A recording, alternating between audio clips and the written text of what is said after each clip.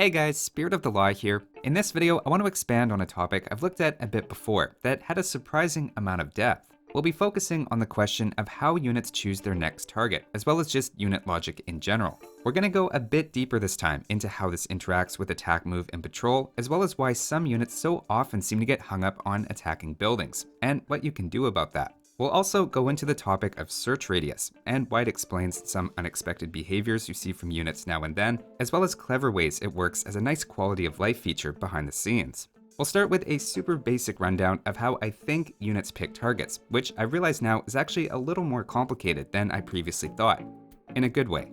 The most basic default rule is that units try to attack the closest enemy to them.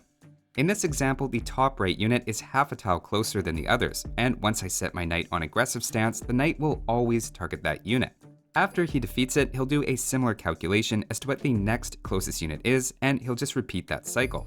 If there are multiple units that are equally distant, then they go for the one that they can defeat the fastest, factoring in everything from the unit's HP and armor to hidden bonus damage and even hill damage, as I explored in a previous video and tried unsuccessfully to trick it with various complicated number crunching scenarios. In practice though, since the knight is measuring to the closest edge of the enemy unit, with all else equal, that'll actually come across as a preference for attacking larger units. That's actually a feature and not a bug, as those are units that are easiest to surround, so it works out that they attract units towards themselves slightly more often. Previously, I thought that was the whole story, but there are some complex situations where the question of the closest unit can get tricky when you start thinking of pathing.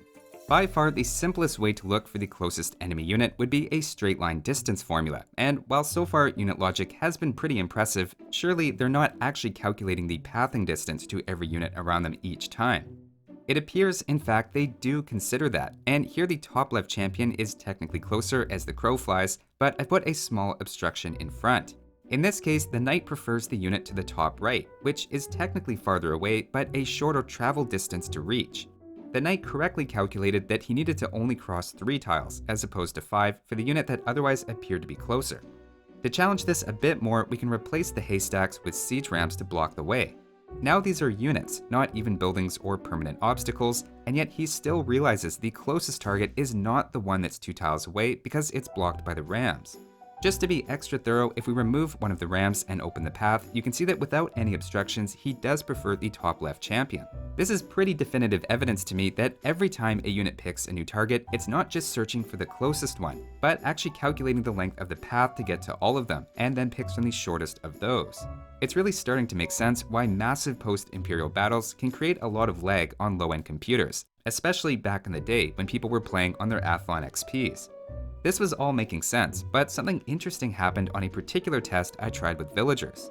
At first, everything seemed normal, as given an equidistant choice, they picked villagers over champions.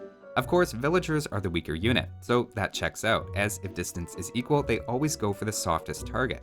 I tried it again by putting the villagers an extra tile further away, and as expected, the knights went for the champion, as it's now closer. I tried one more time though, this time with the villagers an extra half tile away. In this case, I was expecting the knights to go for one of the champions, but notice they don't. This is not supposed to be happening. That got me wondering if this was some weird behavior for villagers specifically, which would be understandable given their important raiding targets.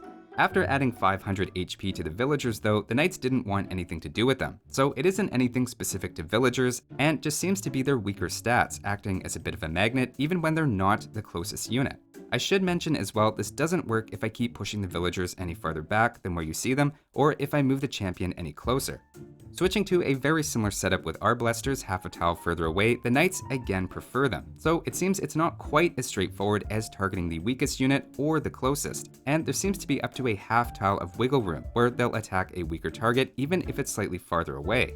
This is even more complicated behavior than I previously gave them credit for, and is also exactly the behavior I'd want from my units. All else equal, the best strategy is obviously to focus down softer targets first, though at the same time they should be reasonable in balancing that with distance.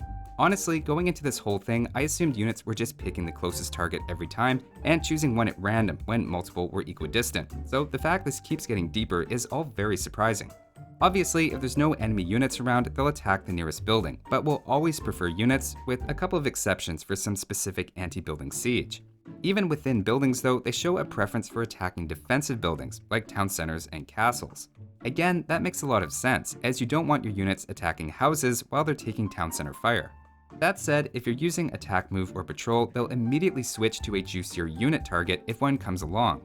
You've probably noticed this behavior if you've ever patrolled your units into someone's town, where first they attack enemy units and then focus the town center, but leave the town center as soon as the villagers pop out.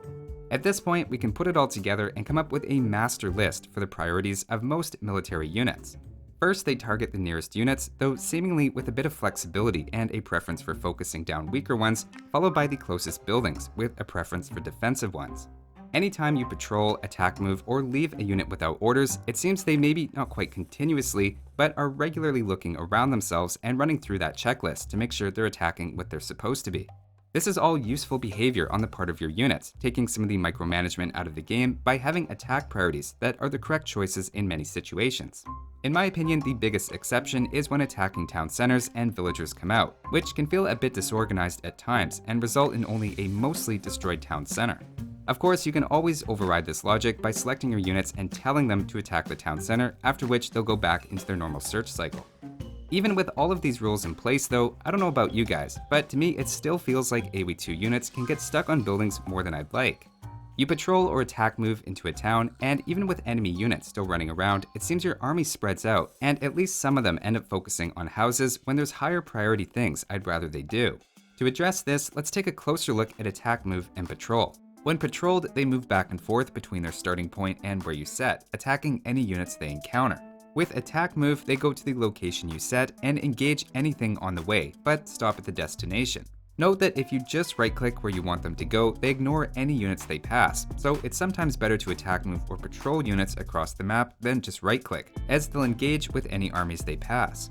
The important question then is how far will they deviate from their route to engage an enemy unit? We'll try pushing the champion back. In this example, the champion is just over 5 tiles away from the knight's patrol line, and he's intercepted. If I move the unit any further back though, the knight ignores him. To get to the bottom of what's happening, we need to add another layer to this, line of sight and the similar but not identical concept of search radius. It turns out it's not just about what a unit can see, or at least what they see is limited by two different factors.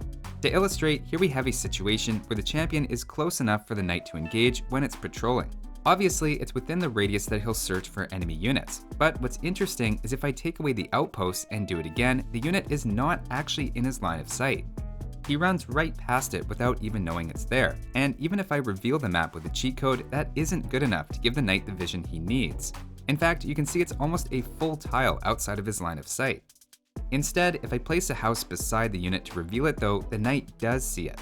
Looking at the game files, you can see the knight's line of sight and search radius are supposed to be the same at 4 tiles, and in fact for almost all units those numbers match, but clearly something in the way that's implemented means their search radius is 1 tile larger than their line of sight.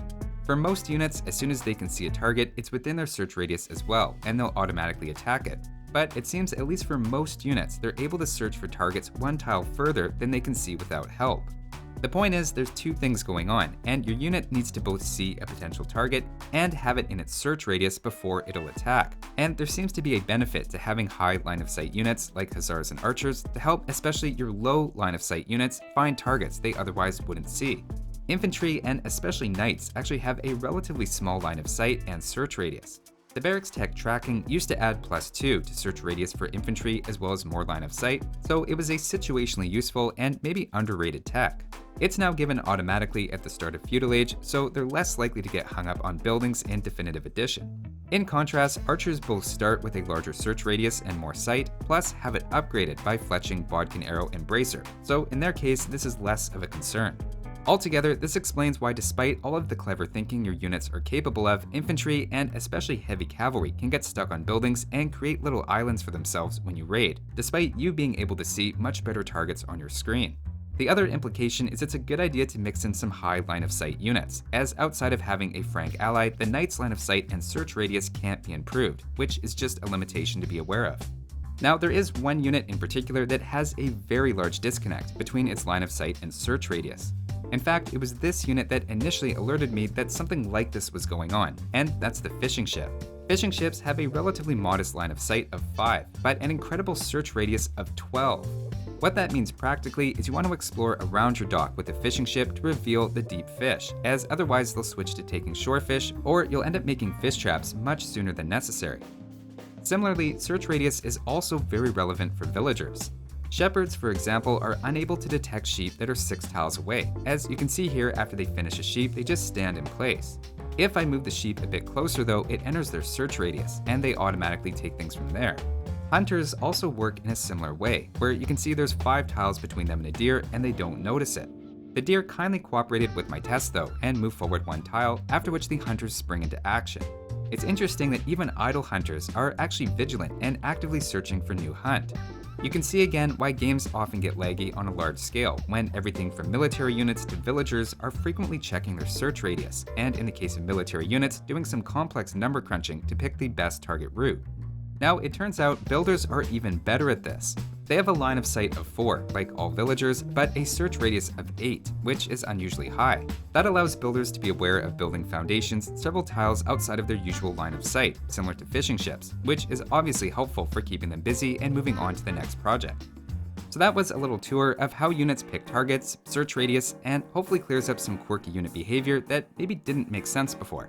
My biggest takeaway from this is an even greater appreciation for how much thinking AoE2 units are doing, even when it looks like they're standing still. That's all for this one though. Thanks for watching guys, and I'll see you next time.